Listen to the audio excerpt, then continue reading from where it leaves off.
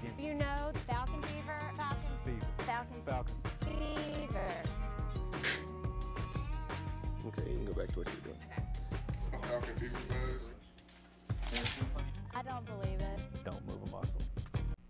Welcome to Falcon Fever. I'm your host, Rita Wright. Coast to Tootsie Coast will join us shortly in the sports room.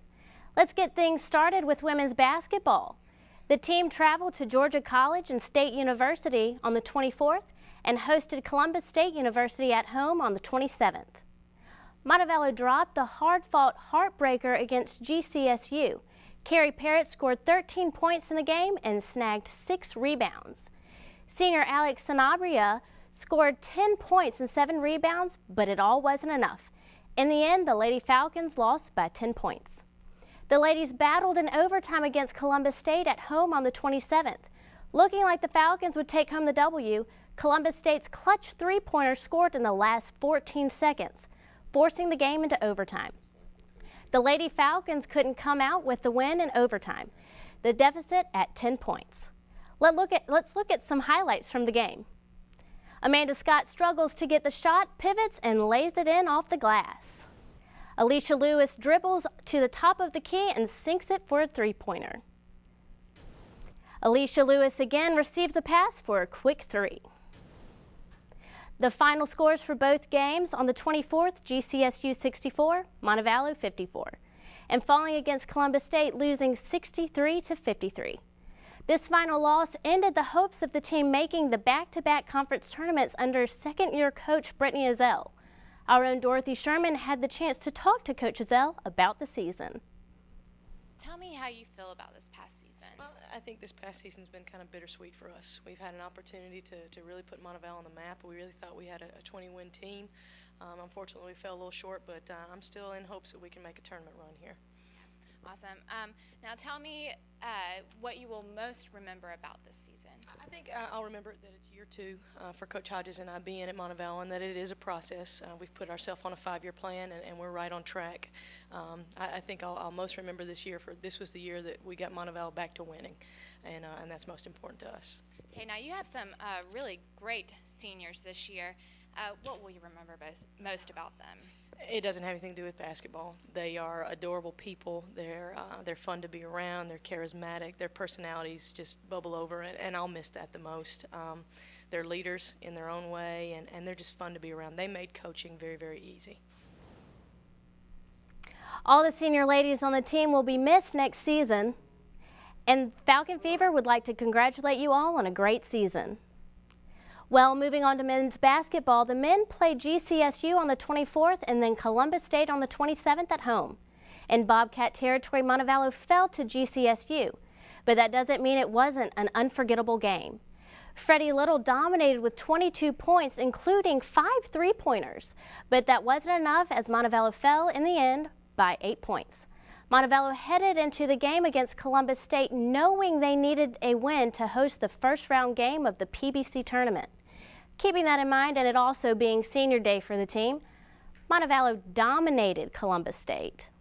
Gerald January got 19 points, hitting 5 of 5 on the floor and 9 of 12 free throws.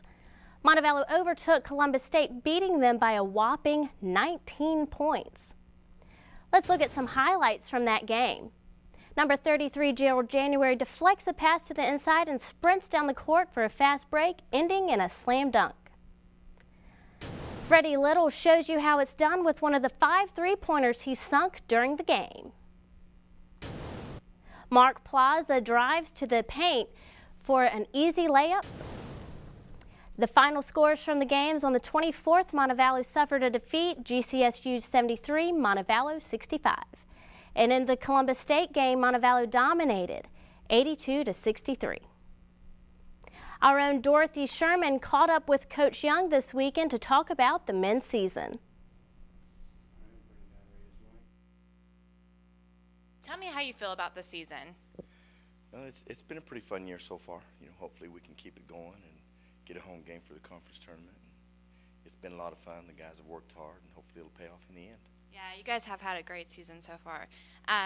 Now tell me, what will you remember most about this season? Remember most about this season? Boy, that's a tough one right there. Well, we started out 13-0. I think was a good start for us, and best start tied for the start, I think, in the school history. So that's probably the most memorable thing about the year. Awesome. And what will you miss most about your seniors? I think I'll miss a lot of their leadership. You know, those guys have been here and been part of really good teams, and that's probably the biggest thing you'll miss as seniors is their leadership. We hope to watch the guys a bit longer through these tournament games, but when it's all over, the seniors will all be missed. And Falcon Fever would like to congratulate you all on a great season. But it's not over just yet. The game against Columbus State secured Montevallo's first tourney game on their own home court, March 3rd at 7 o'clock.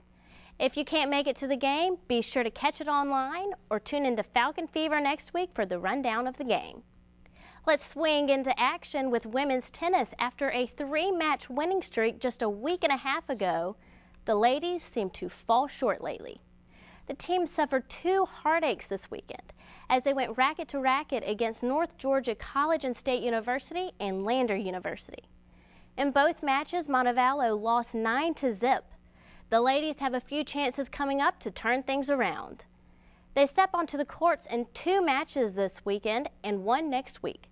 They travel to USC Aiken March 6th and then Augusta State on the 7th. March 10th, they head to Marion Military Institute against Mobile. Be sure to tune in next week for stats from these matches. When we come back, Costa has more from the sports room, and who is our Falcon Fever Player of the Week? Find out right after this special feature for the senior basketball teams.